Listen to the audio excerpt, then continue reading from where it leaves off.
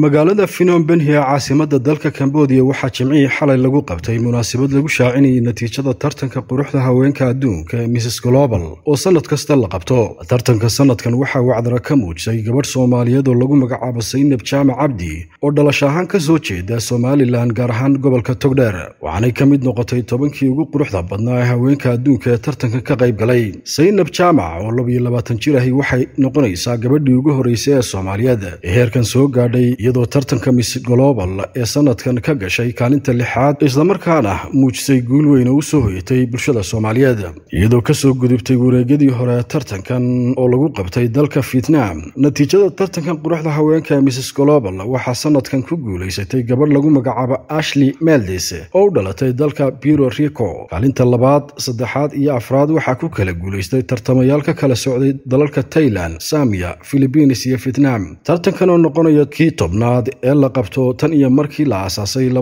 2013 waxaa sanadkan ka qayb galay 69 haween ah oo matalayay wadamada caalamka. Saynab Jaamac oo magac masrixiyeedkeedu yahay Saye Jaamac ayaa hore uga soo qayb gashay dhowr tartan oo haweenka adduunka ku tartamaan dhinaca quruxda iyo dhaqanka. Saynab Jaamac ayaa ku tartamaysay magaca Mrs Somali Global iyadoo matalaysay dhammaanba qaybaha kala duwan ee bulshada Soomaaliyeed ee ku nool daafaha dunida. Mrs Somali Global ayaa xog waran kooban oo ay kaga dareen celisay tartanka ay ka qayb gashay iyo muhiimadda uu leeyahay iyadii hablaha Soomaaliyeed ba sheegtay.